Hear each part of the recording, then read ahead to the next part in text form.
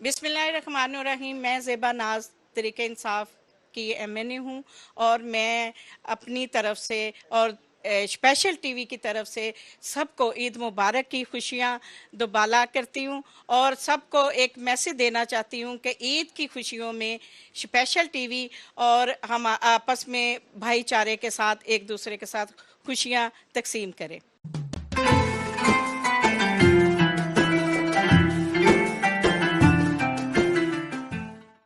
Welcome back. Break से पहले हम बात कर रहे थे ईद पे और इसी को जारी रखेंगे। अब हमारे साथ शामिल हुई हैं इंजीनियर सहर नदीम साहबा। हम उनको खुशामदीद कहते हैं। तो हम आपका आगाज इसी से करते हैं। आप ईद किस तरह मनाते हैं? जी बिल्कुल, मैं अपने हवाले से आपको बताना चाहूँगी कि मैं एक राइटर घराने से ताल्लुक़ रखती हूँ। तो जो शायरों अदीबों की फैमिलीज़ होती हैं, इनमें हमेशा ही अवाम के साथ हमारा मिशन बचपन से ही हम देखते आए हैं कि हमारे वालिद एक मजमा साजी का जिस तरह एक काम उस ज़माने में कहते हैं मोटिवेशनल स्पीकर, तो लोगों के झमघटे में ही हम लोग बड़े हुए और इस तरह ही तरबियत पाई कि हम सड़कों पर लोगों के बीच में वक्त गुजारना पसंद करते हैं। तो आगे मेरी लाइफ का सिनेरियो भी, मैंने अपने वालिद का नाम भी जिंदा रखना था और कंट्री का नाम भी लेके चलना था, तो हम लोग लोगों के बीच में रहते हैं।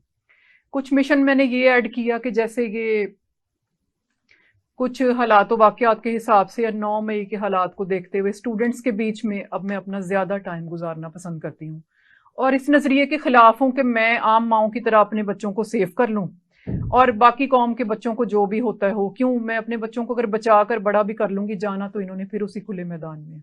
तो एक ओवरऑल हम ईद का नज़रिया लेके चलते हैं कि स्टूडेंट्स को गली मोहल्ले के मैं इकट्ठा करती हूँ या जहाँ जहाँ मेरा सेल्स का काम है वहाँ मैं लेडी स्टूडेंट्स और जेंट्स, नौजवान तलबा, लड़के और लड़कियां दोनों में अपना मिशन लेकर चलती हूँ कि उनके साथ अपना सारा वक्त ईद पर भी और ईद के अलावा भी उनमें गुजारती हूँ और कुछ उनकी संजीदगी को चेक करती हूँ, कुछ उनकी डिग्रीज के हवाले से उनको मशवरे देती हूँ और कुछ उनके ये जो इखलाकी बहरान है आजकल का हमारा, तो ये इसमें तो ये वैलिड हो गया कि हम जैसे लोग नौजवान तलबा में ज़्यादा टाइम गुजारें। और बाकी जो सीखने की महफिलें हैं उनमें जो पावर पॉइंट्स हमें हाथ लगते हैं, जैसे कुछ रिटायर हजरात, बाकी तो टाइम नहीं देते जो सीटों पर होते हैं, रिटायर आदमी ऐसी कंडीशन में आता है कि वो ईद पर भी हमें टाइम देना पसंद कर लेते हैं और बाद में भी, क्योंकि वो अपनी लाइफ को गुजार चुके होते हैं तो वो थोड़े हमारे काबू आ जाते हैं, तो उनको हम ईद पर मदऊ करके। काबू का क्या मतलब? वो आपसे प्यार करते हैं, मोहब्बत का थोड़ा इसलिए वक्त टाइम देते देने हैं लगते हैं सीट पर, जब वो तक टाइम इंसान देते हैं। काबू का मतलब थोड़ा सा वापस कर ले इसको। सीट पर जब इंसान होता है तो वो कहता है कि मैं आम लोगों को क्यों सिखाऊं।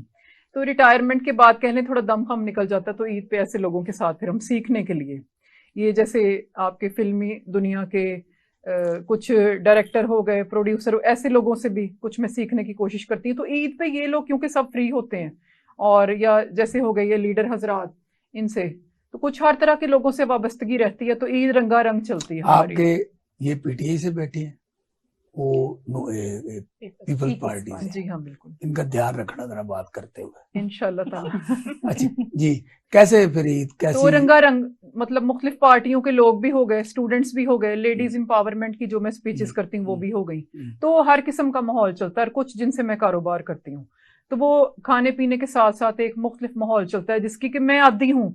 और जो ये लीडर होते हैं या हम जैसे जो मोटिवेशनल स्पीकर हैं, तो हमारा ऐसे ही चलता है कि लोगों के बगैर कह लें कि हमारी ऑक्सीजन पूरी नहीं होती। ज़ेबनाज़ साहब, आप ये बताएं, अब जिस तरह ये प्रोफेशनल है, ये लोगों की खिदमत कर रही हैं, ये गली मोहल्लों में जाके चीज़ें जो लोगों की ज़रूरत की होती हैं वो उन्हें फरोख्त करती हैं, लेकिन इनका तरीकाकार बड़ा मुख्तलिफ है। और ईद में जिस तरह ये नहीं कि लोगों से टाइम गेन करना, मिलना, अब आप तो जहाँ जाती वहाँ झमघटा लग जाता है और लोग ऑटोग्राफ लेते हैं आपसे, आपसे चीज़ें मांगते हैं, अपनी डिमांड करते हैं। फिर आपकी जो ईद जो है, जिस तरह के आज तो बड़ी बोझल ईद आप मना रही है ना, तो पहले तो आप बड़ी खुशी से ईद मनाती होंगी ना? जब इमरान खान हुक्मरान थे, जब परवेज अली हुक्मरान थे, आपकी गाड़ी को झंडा लगा होता, झंडे और डंडे वाली गाड़ी के बगैर अब आम क्या फर्क है आपकी ईद का? एहसान साहब, पहले आपने जो इनकी बात की उनका तरीकाकार और है और बड़ी हिम्मत की बात है कि इस तरीके से लोगों के बीच में जमझट्टे में रहना और लोगों को साथ रखना और उनकी नफ्सियात को भी समझना और उनके टैलेंट को समझना और फिर उनके मुताबिक उनसे मिलजुल रखना, ये बहुत बड़ी बात है। और इस तरह अगर हर बंदा हर अपने साथियों के साथ, अपने स्टूडेंटों के साथ, अपने उस्तादों के साथ हर रिश्ते में इस तरह बंध जाए तो उसमें दूरियां कम हो जाएंगी, अपनाया ज्यादा हो जाती है। तो ये आजकल के दौर में बहुत इसकी कमी है, जो कि इनके मैंने सुना, मुझे बहुत अच्छा लगा कि आजकल के दौर में भी। आप बताएं, झंडे और डंडे की गाड़ी के एहसान बगैर साहब मैं अब उस तरफ ईद आ कैसी रही है? हूँ। झंडे और डंडे के ईद। ये टर्नओवर होता है एहसान साहब, 5 साल इलेक्शन के होते हैं, 5 साल हुकूमत के होते हैं, और आज अगर हमारे पे बुरा वक्त है तो कल अच्छा भी आएगा। हम नाउमीद नहीं है कि अगर मेरी गाड़ी में झंडा उतरा हुआ है तो मुझे पता है कि इंशाल्लाह जल्द मेरी गाड़ी में फिर झंडा लग जाएगा, क्योंकि हम वो लोग हैं, हमने आवाम को डिफरेंस बताएं, डिफरेंस। कोई फर्क नहीं पड़ता, ये आना जाना होता है सारी चीजें, हमेशा सिर्फ अल्लाह की जात है जो हमेशा है। हम तो गुनहगार लोग हैं, अवाम के लिए फ्लाई काम करने वाले लोग हैं, हमें तो कोई फर्क नहीं पड़ता। आज हमारी गाड़ियों में झंडे थे, आज उतर गए हैं तो कोई फर्क नहीं पड़ता। ये जो आज आए हुए हैं उनकी गाड़ियों में झंडे लगे हैं, वो भी कल उतर जाएंगे, तो ये मेरे ख्याल से कोई इतनी इंपॉर्टेंट बात नहीं है। शबाना गुल साहब, आप क्योंकि आपके पास तो डंडा भी है, झंडा भी है, जो जबरदस्ती आए जहाज भी आपका चल रहा है, वो उतर नहीं रहा। अगर ये 6 महीने वेट कर जाते ना। झंडे और डंडे की ईद और बगैर डंडे और झंडे की ईद में क्या डिफरेंस है? हम तो जी प्यार बात ईद की है, सिर्फ प्यार मोहब्बत की ईद मनाते हैं, चाहे वो झंडे के बगैर हो या झंडे के साथ हो। हमारी पार्टी में आपस में जो इत्तेहाद है वो झंडे के बगैर भी कायम था और झंडे के होते हुए भी कायम है।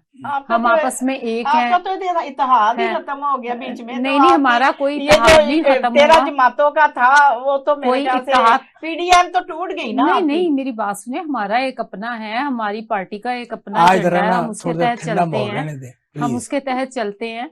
तो बाकी इंशाल्लाह ताला जब हमारी हुकूमत आएगी तो फिर हम भी देखेंगे कि क्या शान होती है झंडे की। और अभी आपकी हुकूमत नहीं, इंशाल्लाह जब जहाज आपका नीचे नहीं उतर रहा, जब इलेक्शन अरबों रुपए खर्च कर रहे हैं आप, वज़ीर आज़म बनेंगे और 26 अरब रुपए आपको नहीं मिला तो आप लड़ पड़े हैं, बाद में वापस आ गए।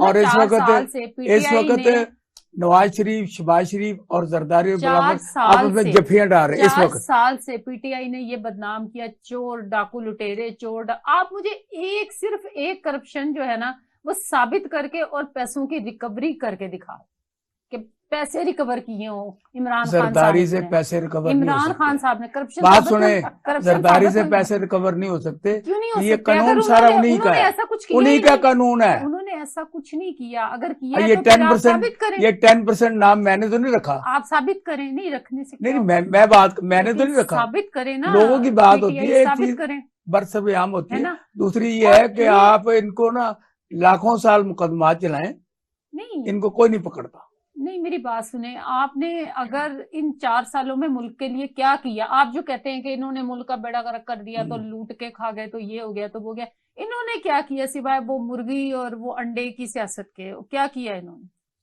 अच्छा, आप मुझे आम शहरी क्योंकि आप समाजी वर्कर हैं, आप लोगों में जाती हैं, घुल मिल जाती हैं, अवाम का क्या परसेप्शन है? ये ईद जो है आज जो हम मना रहे हैं, ये ईद जरदारी दौर में अच्छी थी, अपने नवाज शरीफ दौर में अच्छी थी, इमरान खान के दौर में अच्छी थी, या आज शहबाज शरीफ के दौर में अच्छी? अच्छा, मैं अपने हवाले से बताती हूँ कि एक आम शहरी का नजरिया क्या है कि जो महंगाई है ये किसी के आने जाने से, अगर आप हम ओवरऑल वर्ल्ड को देखें तो महंगाई का एक दौरा ये आने वाले दिनों में और भी होगा।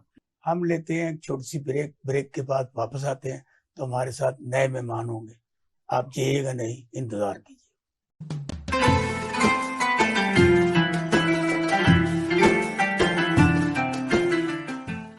अस्सलाम वालेकुम, मेरा नाम है माहा मामिर और मैं पाकिस्तान पीपल्स पार्टी की जयाली हूँ। और मैं स्पेशल टीवी और तमाम पाकिस्तान को और जहाँ जहाँ पूरी दुनिया में मुसलमान मौजूद हैं उनको ईद उल अज़हा की मुबारकबाद देना चाहूँगी। ईद मुबारक।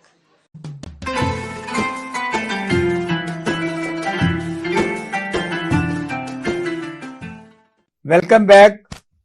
अब ब्रेक के दरमियान में हमारे एक और गेस्ट तशरीफ लाई हैं जिनका नाम है मारूख। ये भी शोबा जर्नलिज्म में आना चाह रही हैं और ये इंटर्नशिप लेंगी, तो अल्लाह ताला इनको कामयाब करे। मैं इनके लिए दुआगो भी हूँ और इन्हें वेलकम भी करता हूँ। Welcome to the show.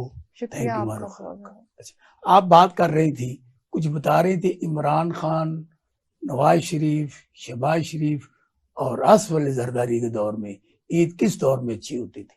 जी हाँ, बिल्कुल मैं बताती हूँ। गुज़िश्ता बहुत सालों से हम ईद के ट्रेंड्स देख रहे हैं, तो हर आने वाली ईद जो है वो पिछली से टफ होती चली गई, भले उसमें कोई भी आता हो। ये एक टाइम का दौरा है बैरूनी ममालिक के हिसाब से। इसको तो हमें फेस करना है, अब जो भी आएगा मजीद ये सिलसिला, क्योंकि दुनिया में ट्रेंड आ रहा है, ये एक वबा की तरह चलता जा रहा है, ये कम नहीं होगा। तो इसमें ये कि जो अब इस टाइम पे आ गए या इससे पहले वो बुरे खुद ही बनते गए, क्योंकि महंगाई आ गई। तो अवाम का मैं ये बयान करती हूँ कि अवाम को मेरा ख्याल है कि ईद का कुछ इतना टफ ऐसे हो गए कि उन्हें पता ही नहीं चल रहा, कंफ्यूज हैं लोग और परेशान है। कुछ टिपिकल बात बताएं जो मैंने आपसे बात पूछी है, इमरान खान, आसिफ ज़रदारी, नवाज शरीफ, शहबाज शरीफ। वो जो नवाज शरीफ का दौर था वो तो जाहिर है बहुत पहले की बात हो गई, तो उसमें तो थोड़ी महंगाई ओवरऑल इस टाइम से जरा कम ही थी, तो लोग फिर थोड़ा एक रिवायती तौर पे याद 4 साल पहले की बात है, सिर्फ 4 साल जी पहले। हाँ, तो वो थोड़ी सी पुरानी महंगाई कंट्रोल्ड थी। हाँ। और अब चीजें उस तरह से चेंज हो गई हैं, तो अब लोग हसलिंग बसलिंग का शिकार हैं और परेशान हैं। तो इमरान खान दौर में थोड़ी सी इससे बेहतर थी, और अब कुछ ज्यादा ही, अब क्योंकि अब एक मिक्स चार्ट बन गया कंट्री, फ्रूट चार्ट। तो फ्रूट चार्ट में याद रखें कि भगदड़ी मचा करती है मेरे ख्याल से। जिस तरह वो गांव की शादी होती है, जो पहले आगे उन्हें खाना मिल जाएगा, बाद में लोग जो जाएंगे वो अपने सालन घरों में पुराने गर्म करेंगे। अच्छा। और किसी को सालन मिलेगा, किसी को रोटी। तो ये गांव की शादी से एक मैंने इसको तशबीह दी है, तो इस तरह ही होता है। जब मारूफ साहब आप ये बताएं, आप माशाल्लाह शोभा जर्नलिज्म में आई हैं, हमने खुश आमदीद भी कहा, क्यों आई आप? दरअसल बचपन से मेरा शौक रहा है कि मैं इस शोबे में आऊं और सहाफ़ी बनूं, और माशाल्लाह से अब मैं उस मंजिल के करीब भी हूं कि मैं अपने बचपन का ख्वाब पूरा करने जा रही हूँ। अच्छा, तो मुझे इसमें कोई मसाइल, कोई परेशानी, क्योंकि मैं तो ये देख रहा हूँ कि शोभा जर्नलिज्म में उन लोगों के आना जाना चाहिए जिनके पास काफ़ी अच्छे भले पैसे हों, क्योंकि पाकिस्तान इस वक्त जो है ना, शोभा जर्नलिज्म वो एक अरूज पे है, लेकिन इसमें पैसे नहीं हैं। चंद चेहरे ऐसे हैं जिनको पैसे मिल रहे हैं, बाकी जो 99% लोग हैं वो परेशान हैं। देखिए, मेहनत से सब कुछ होता है, तो मेहनत सभी करते हैं जी, लेकिन मेहनत सब करते हैं, लेकिन मेहनत के साथ इंसान के पास स्किल्स होने चाहिए, स्मार्ट वर्क होना चाहिए। हम अच्छा काम करेंगे तभी हम आगे बढ़ सकते हैं। देखें, कोई भी मेहनत कर लेता है, हम कहते हैं ना कि मेहनत से बंदा आगे बढ़ता है, मेहनत से नहीं, कोई स्मार्ट वर्क करेगा तभी आगे बढ़ेगा। ईद कैसे गुजारती हैं आप? खैर, ईद कैसी गुजर रही है? ईद सबसे पहले तो मैं आपको ईद मुबारक कहूंगी। आपको ईद बहुत बहुत मुबारक हो, आपकी फैमिली को भी, यहाँ पे सेट पे जो भी लोग बैठे हैं उन सबको ईद मुबारक हो, ईद की खुशियां। और ईद का दिन वैसे खास मेरा कोई गुजरता नहीं है, यानी दोस्त फ्रेंड्स वगैरह, हाँ जी, बोर ही मेरा गुजरता है, लेकिन दोस्तों के साथ गुजरता है, फैमिली के साथ गुजरता है, लेकिन शाम के वक्त, सुबह के टाइम जरा